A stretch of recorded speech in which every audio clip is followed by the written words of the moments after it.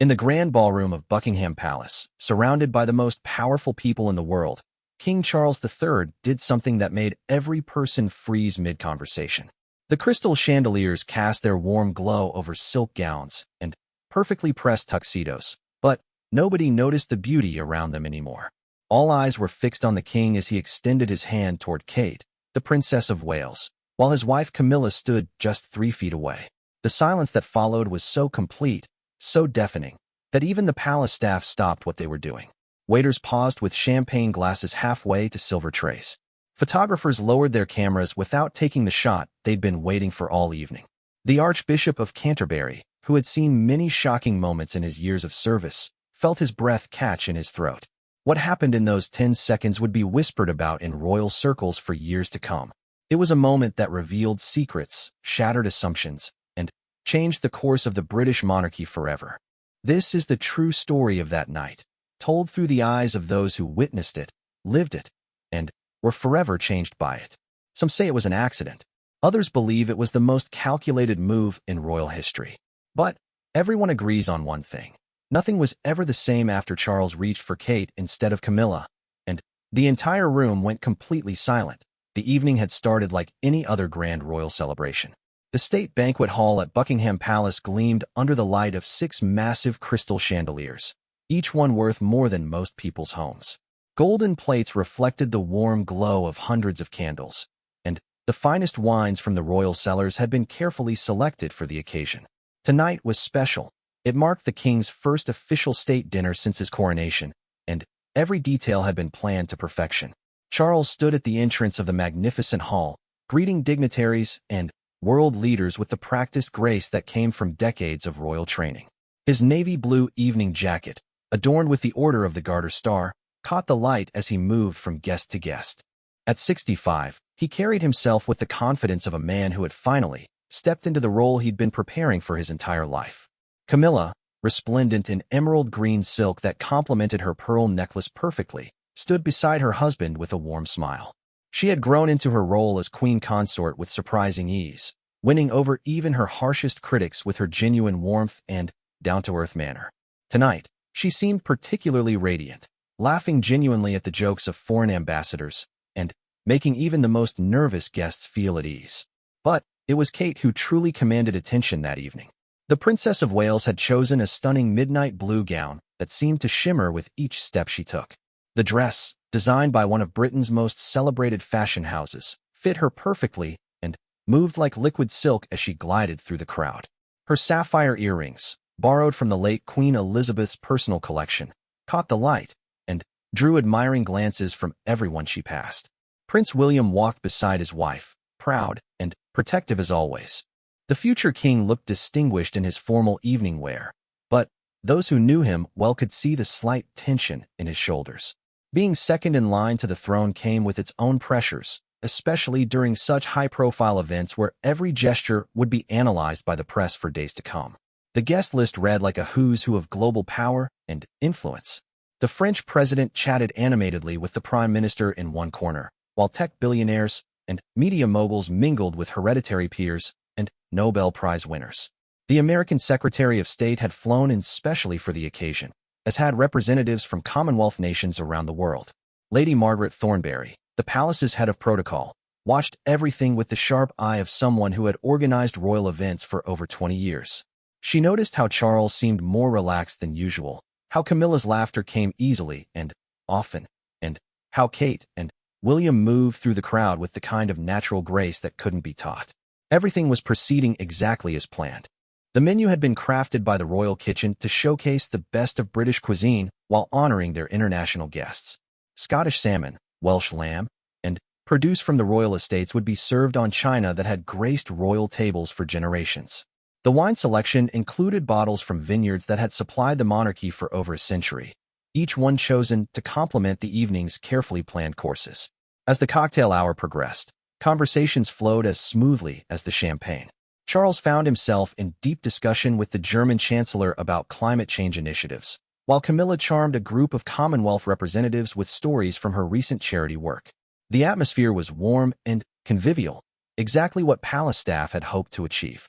Kate and William made their way through different groups, ensuring that every guest felt acknowledged and welcomed. Kate's natural ability to connect with people from all walks of life had become legendary, and tonight was no exception.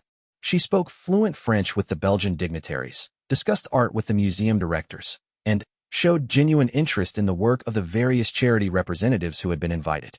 The palace staff moved with practiced efficiency, ensuring that champagne glasses never stayed empty and that conversations flowed naturally from one topic to another. Footmen in their distinctive red livery moved silently through the crowd, anticipating needs before they arose.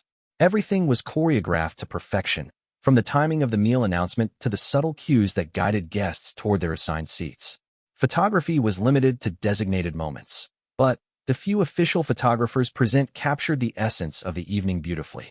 The images would show a royal family at the height of their powers, confident and unified, representing Britain with dignity and grace on the world stage. These pictures would appear in newspapers and magazines around the globe, reinforcing the monarchy's image as a stable, enduring institution. The conversation topics ranged from serious matters of state to lighter discussions about culture and the arts. Charles, finally, comfortable in his role as king, displayed the depth of knowledge and genuine curiosity that had characterized his decades as heir apparent. He spoke passionately about sustainable architecture with urban planners, discussed literature with visiting academics, and shared insights about conservation with environmental scientists. Camilla proved herself an excellent hostess, remembering personal details about guests' families and recent achievements.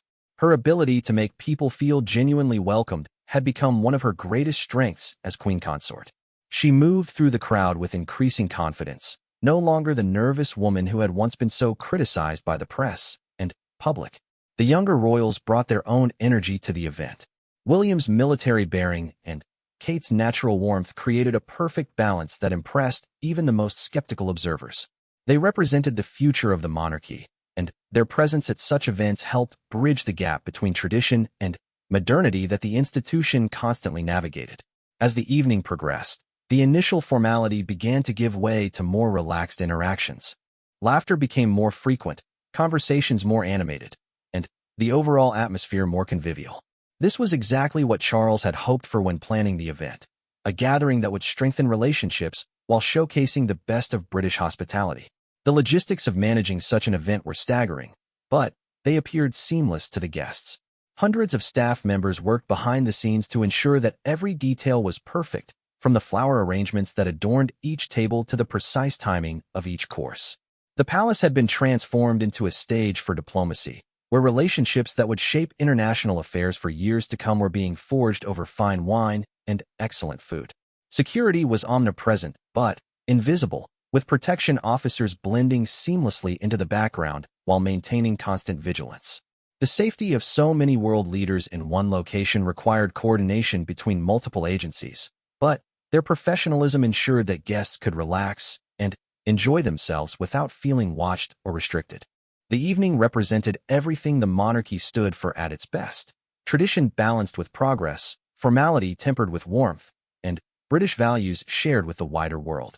Charles had waited his entire life for moments like these, and as he looked around the magnificent room filled with distinguished guests, he felt a deep satisfaction that everything was proceeding exactly as it should. But beneath the surface perfection, subtle undercurrents were already beginning to shift. Small gestures and glances that meant nothing to casual observers carried deeper significance for those who understood the complex dynamics of royal life. The stage was being set for a moment that would challenge everything everyone thought they knew about the relationships at the heart of the British monarchy. As the formal dinner was announced and guests began to move toward their assigned tables, nobody could have predicted that within hours, this perfect evening would become the subject of intense speculation, careful analysis, and whispered conversations that would continue for years to come. The pieces were all in place for a moment that would change everything. But, for now, the evening continued with all the grace and dignity that had made it such a success from the very beginning. The dinner service began with all the ceremony and precision that guests had come to expect from royal occasions. Each of the 12 courses had been carefully planned not just for taste, but for the conversations they would inspire and the diplomatic opportunities they would create. The seating arrangement alone had taken weeks to finalize, with protocol officers considering everything from political alliances to personal preferences in their careful choreography of power and influence. Charles took his place at the head of the long mahogany table, with world leaders arranged according to centuries-old traditions that somehow still felt relevant in the modern age. The French president sat to his right, while the German chancellor occupied the position of honor to his left. Every seat assignment carried meaning. Every placement sent a message about Britain's priorities and relationships in the complex world of international diplomacy.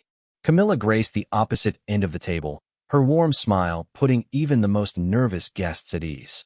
She had grown tremendously in confidence since becoming queen consort, and tonight she seemed particularly comfortable in her role. Her conversation flowed easily from topic to topic, covering everything from literature to gardening to the charitable causes that had become her passion over the years. Kate and William were seated strategically among the younger generation of leaders and rising political stars. This wasn't accidental. The palace had recognized that the future king and queen needed to build relationships with their contemporaries who would likely still be in positions of power decades from now.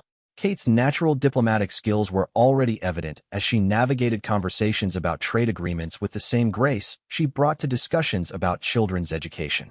The first course, a delicate Scottish salmon preparation, arrived with perfect timing and presentation.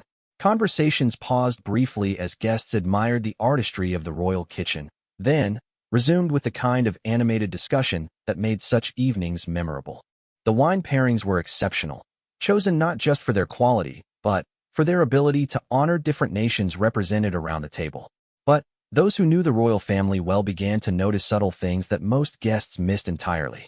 Charles's glances toward Kate seemed more frequent than protocol would normally dictate. When she laughed at something the Italian prime minister said, the king's smile appeared warmer and lasted longer than it typically did during formal occasions. These were tiny moments, barely perceptible, but they registered with the trained observers who made their living understanding royal dynamics. William, meanwhile, seemed slightly more tense than usual. His military training had taught him to mask his emotions effectively, but his wife's natural charisma always drew attention wherever they went. Tonight felt different somehow, though he couldn't quite put his finger on why. Perhaps it was the way his father's eyes lingered on Kate during her conversations, or maybe it was something in the air that suggested change was coming. The conversation topics flowed naturally from serious matters of state to lighter cultural exchanges. Charles found himself drawn into discussions about sustainable development with visiting economists, while also engaging in more personal conversations about family and the challenges of public service. His decades of experience as heir apparent had prepared him well for these multifaceted discussions, but tonight he seemed particularly animated and engaged. Lady Margaret Thornberry continued her careful observation from the sidelines, noting the flow of conversations and ensuring that protocol was being followed to the letter. But even her experienced eye began to pick up on subtle anomalies in the usual patterns of royal behavior. Nothing dramatic or inappropriate, but small variations that suggested undercurrents she hadn't anticipated when planning the evening's logistics. The second and third courses proceeded flawlessly, with Welsh lamb prepared in traditional style, but presented with modern techniques that impressed even the most sophisticated palates. The wine selections continued to draw compliments, and the conversation remained lively and engaged. On the surface, everything continued according to plan, but those paying close attention began to sense that something was shifting in the carefully orchestrated dynamics of the evening. Kate, for her part, seemed genuinely unaware of any unusual attention. She moved through conversations with her characteristic blend of warmth and intelligence, discussing everything from early childhood development to international trade with equal facility. Her ability to connect with people from vastly different backgrounds had become legendary, and tonight she was at her most engaging. The French president found himself charmed by her insights into cultural exchange programs, while the American Secretary of State was impressed by her grasp of complex international issues. Kate's education and natural intelligence, combined with years of experience in public life, had prepared her well for these high-level discussions. She represented the modern face of the monarchy, comfortable with technology and global communications while still respecting tradition and protocol. As the evening progressed, the initial formality continued to give way to more relaxed and genuine interactions. This transformation always marked the most successful royal events, the moment when diplomatic necessity evolved into authentic relationship building. Charles had particularly hoped for this kind of atmosphere, wanting his first major state dinner to be remembered not just for its protocol perfection, but for its contribution to genuine international understanding. The palace staff continued their seamless service, but even they began to notice subtle changes in the usual patterns. The king's attention seemed more focused than usual, his engagement with guests more intense and personal. Camilla remained her charming self, but occasionally her glances toward her husband carried questions that hadn't been there at the beginning of the evening. Conversations began to touch on more personal topics as the wine and excellent food created an atmosphere of trust and openness. World leaders shared stories about their families, their challenges, and their hopes for the future.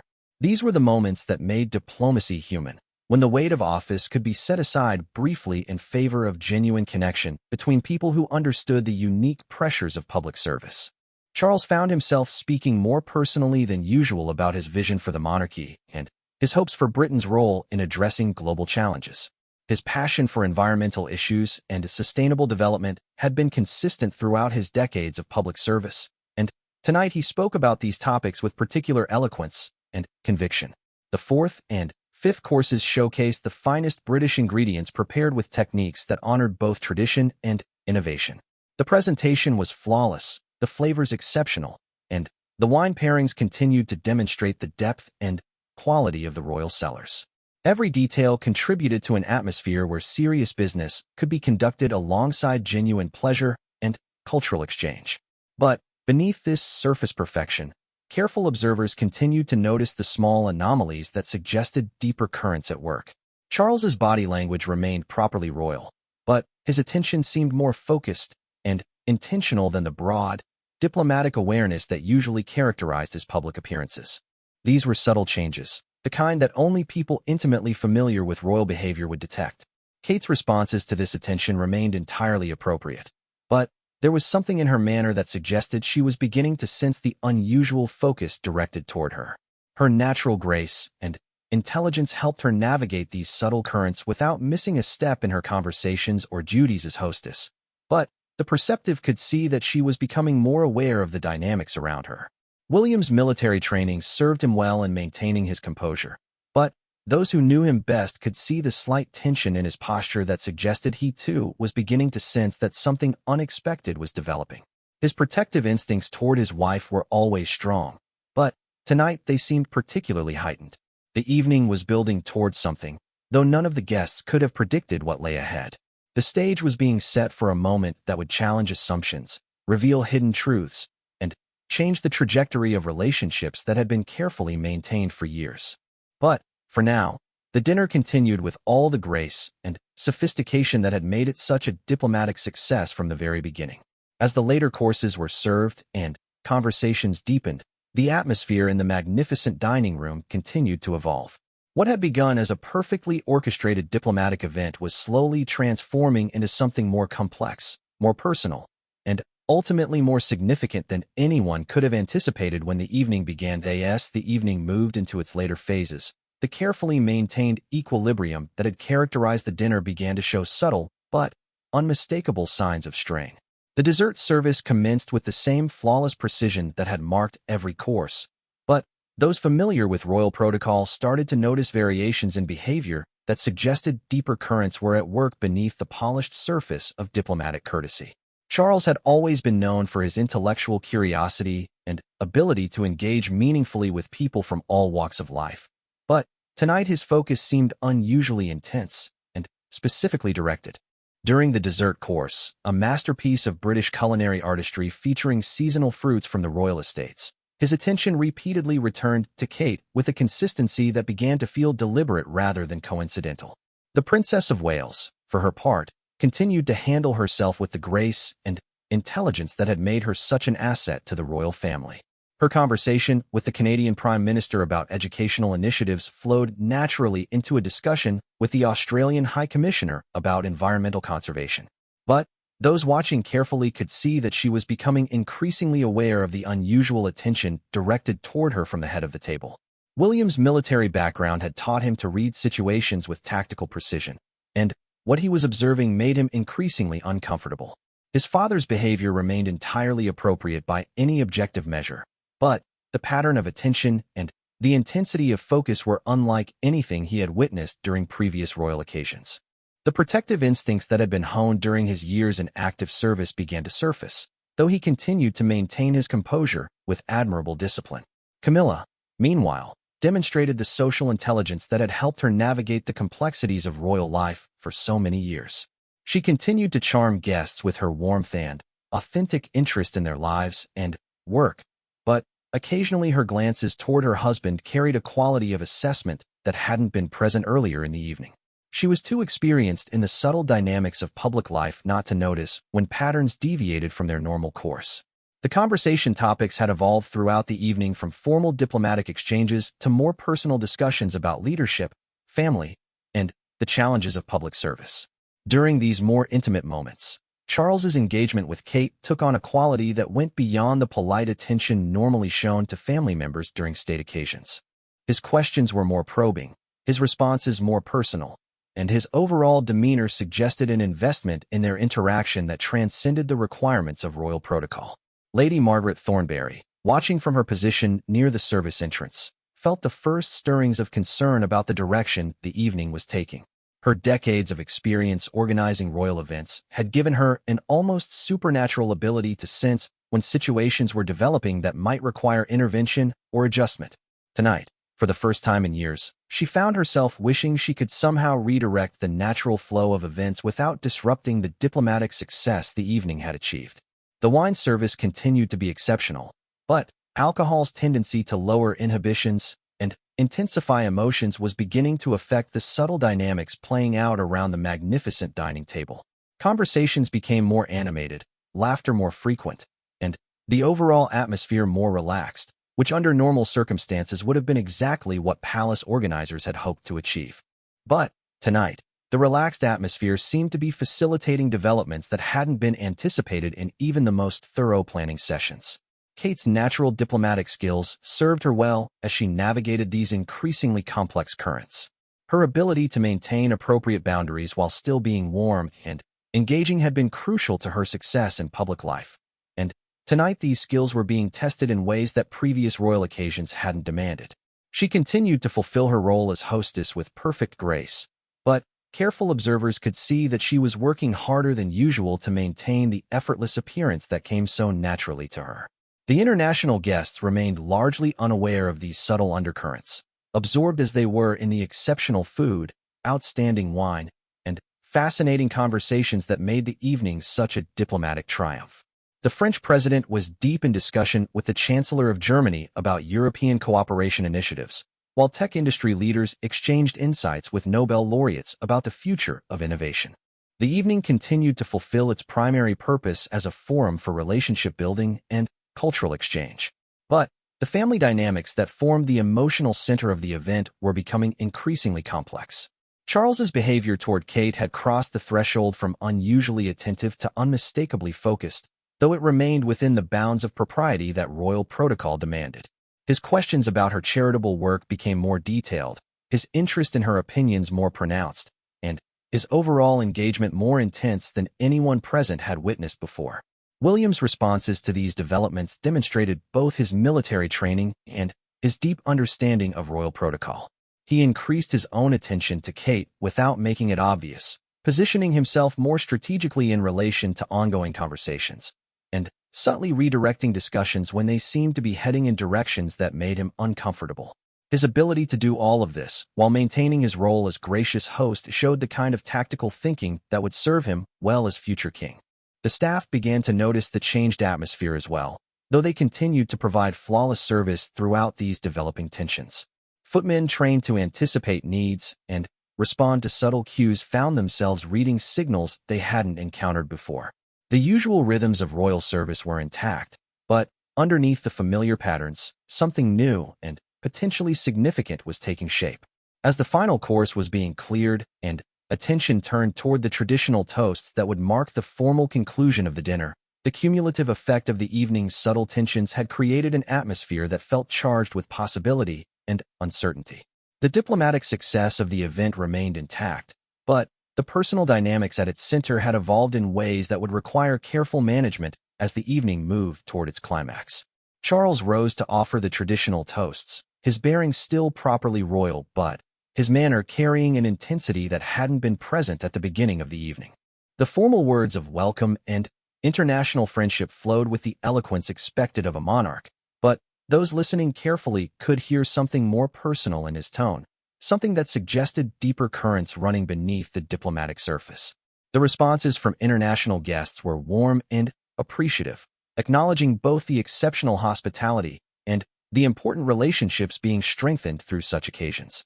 But the most significant responses were the subtle, nonverbal ones occurring among family members whose relationships were being tested and potentially transformed by the unexpected dynamics that had emerged as the evening progressed. Kate's response to the toast was perfect in every way, demonstrating the grace and intelligence that had made her such a valuable addition to the royal family. But those watching closely could see that she was now fully aware of the unusual situation developing around her, and her natural intelligence was working to understand and navigate circumstances that hadn't been covered in any royal training manual.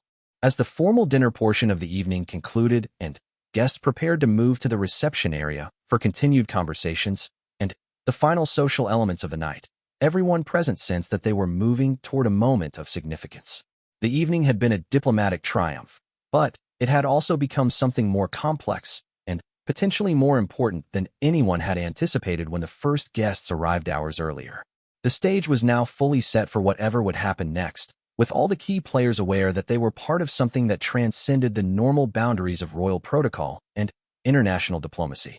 The perfect evening had become something more unpredictable, more personal, and ultimately more significant than anyone could have imagined when the carefully planned celebration first began. The transition from the formal dining room to the grand reception hall marked what should have been a relaxing shift in the evening's rhythm. Guests moved with the leisurely pace of people who had enjoyed exceptional food, outstanding wine, and stimulating conversation. The reception area, with its magnificent paintings and historical artifacts, provided the perfect setting for the final phase of the evening, where more informal conversations could develop and personal connections could deepen. Charles walked among his guests with the confidence of a host whose event had exceeded every expectation. The diplomatic objectives had been achieved, international relationships had been strengthened, and Britain had showcased itself beautifully on the world stage. But as he moved through the crowd, his attention continued to focus with unusual intensity on Kate, who was engaged in animated conversation with a group of Commonwealth representatives about cultural exchange programs. The Princess of Wales had changed subtly throughout the evening.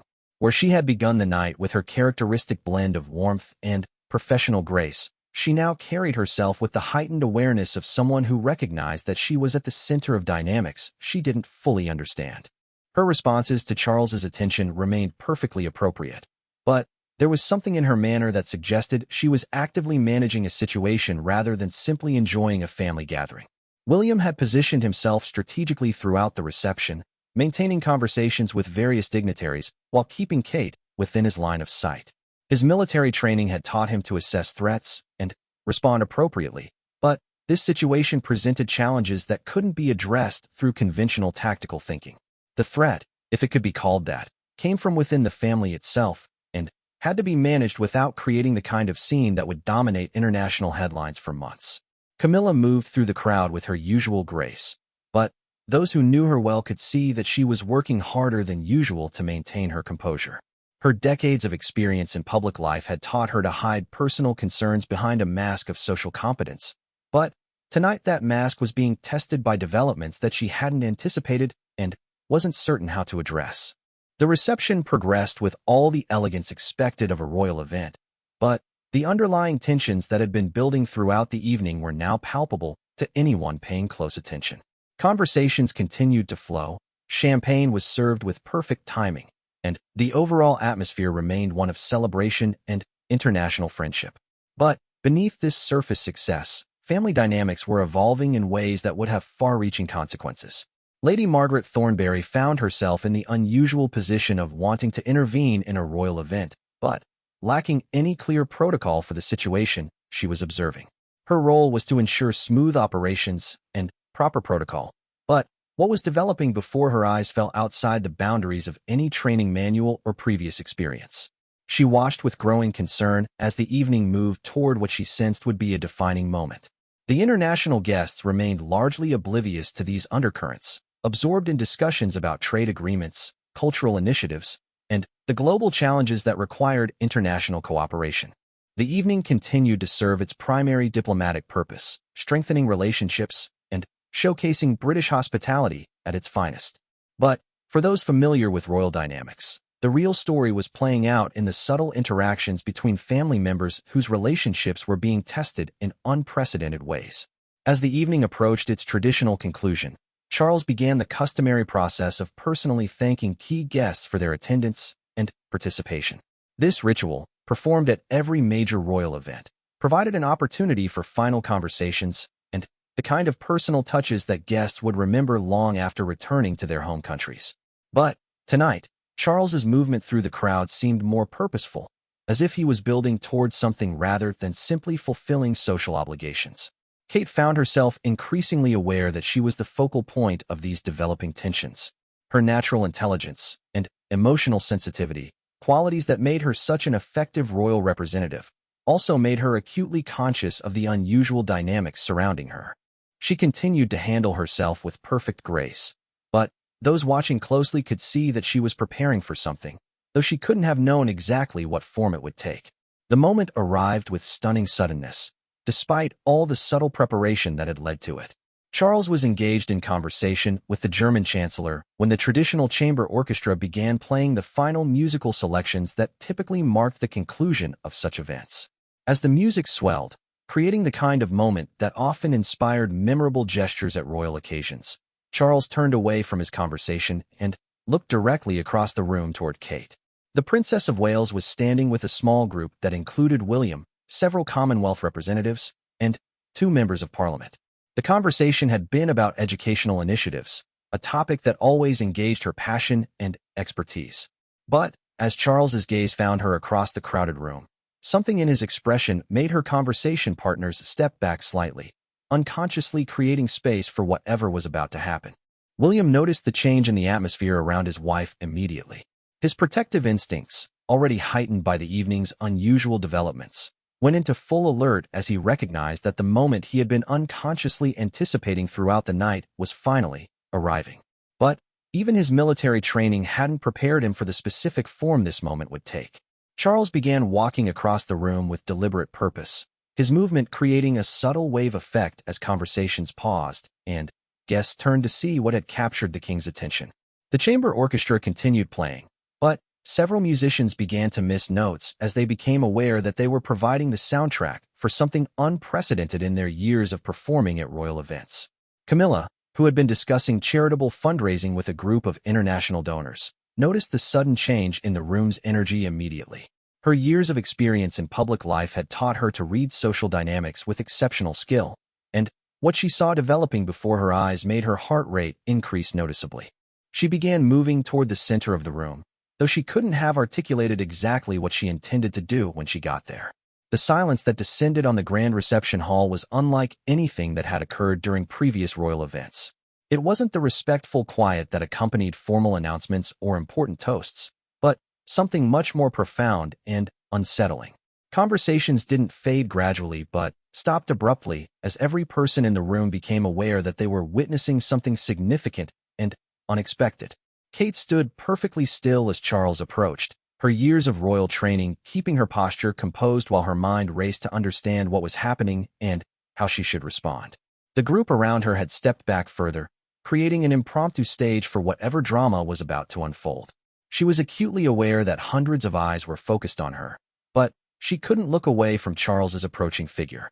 The king reached the small circle where Kate stood and paused for what felt like an eternity, but was probably no more than 3 seconds. In that moment, every person in the room held their breath, sensing that they were about to witness something that would be discussed and analyzed for years to come. The weight of history seemed to press down on the magnificent hall as Charles slowly extended his hand toward Kate. But it wasn't the gesture itself that created the electric shock that ran through the assembled crowd. It was what happened next that would transform this perfect evening into a moment that would be whispered about in royal circles for decades. As Charles's hand moved toward Kate, Camilla took a step forward, clearly expecting that any gesture from her husband would naturally include her as it always had during their years together. Instead, Charles's hand continued its trajectory toward Kate alone, bypassing Camilla completely in a moment that seemed to unfold in slow motion. The queen consort froze mid-step, her face registering surprise and confusion as she realized that whatever was happening without her.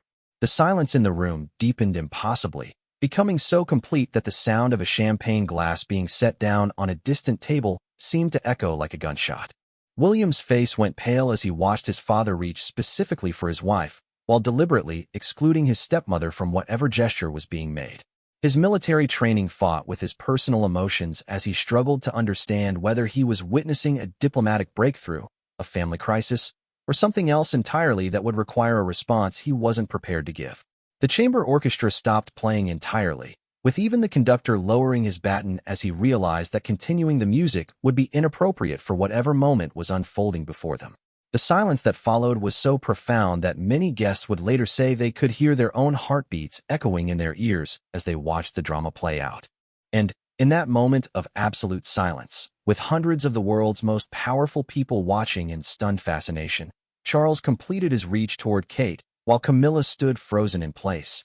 And the entire trajectory of the British monarchy shifted in ways that none of them could have anticipated when the perfect evening began. What happened in the seconds following Charles's deliberate reach toward Kate would be debated, analyzed, and whispered about in royal circles for years to come. Time seemed suspended as every person in the grand reception hall processed what they had just witnessed. The King of England had extended his hand to his daughter-in-law while deliberately excluding his wife, creating a moment of such unprecedented awkwardness that even seasoned diplomats found themselves at a complete loss for how to respond. Kate, drawing on reserves of grace that had been cultivated through years of royal training and natural intelligence, responded to Charles's gesture with perfect composure. She accepted his extended hand with the kind of dignity that had made her beloved by the British public, but those watching closely could see the questions in her eyes. Her response was flawlessly appropriate, but it was also clearly the response of someone managing an unexpected situation rather than participating in a planned moment.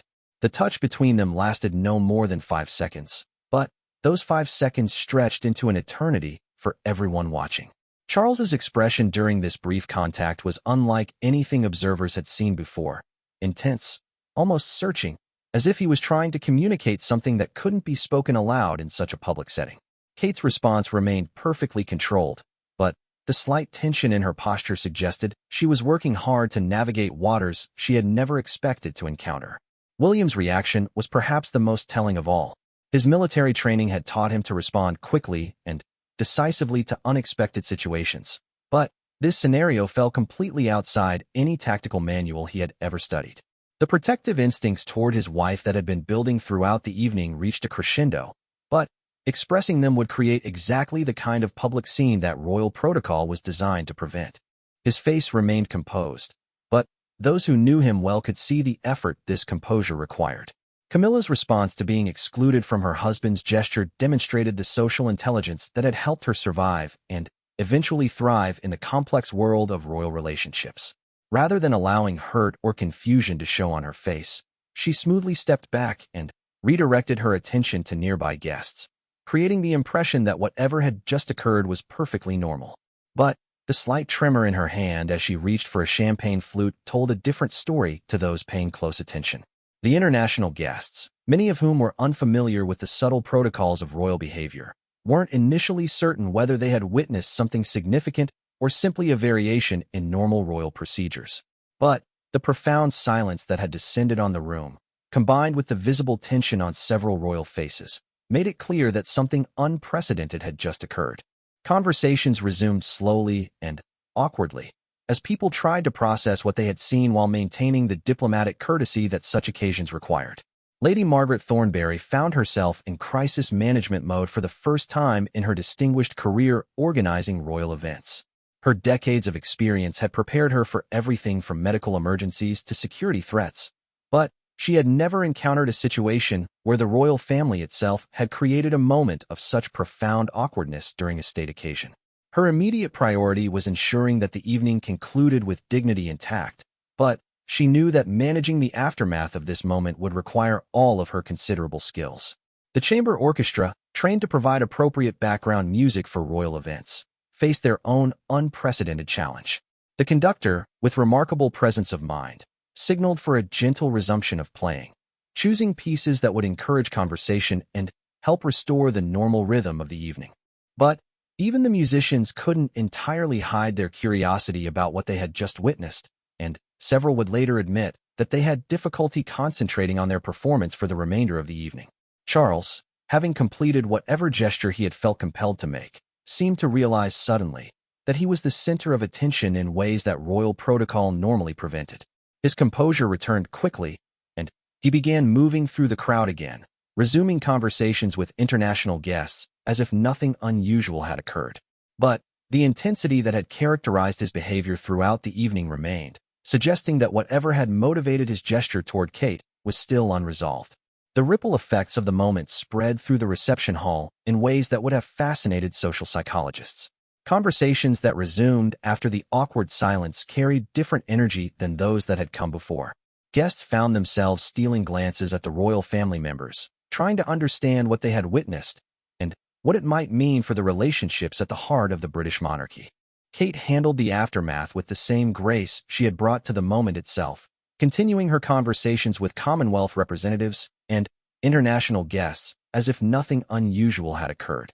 But careful observers noticed that she positioned herself more strategically in relation to William throughout the remainder of the evening, and her responses to Charles's subsequent attempts at conversation carried a subtle but unmistakable note of caution that hadn't been present earlier.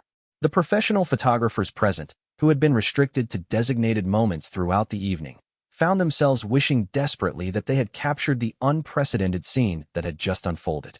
The images they had been permitted to take showed a royal family in perfect harmony, but the reality they had just witnessed was far more complex and potentially more significant than anything their official photographs would convey. As the evening moved toward its formal conclusion, the various players in this unexpected drama each found their own ways to manage the complex emotions and social dynamics that had been unleashed. Charles resumed his role as gracious host, but with an undercurrent of something that might have been regret or perhaps determination to address unfinished business. Camilla demonstrated the resilience that had carried her through decades of public scrutiny, engaging warmly with guests while carefully avoiding any situation that might lead to further awkwardness.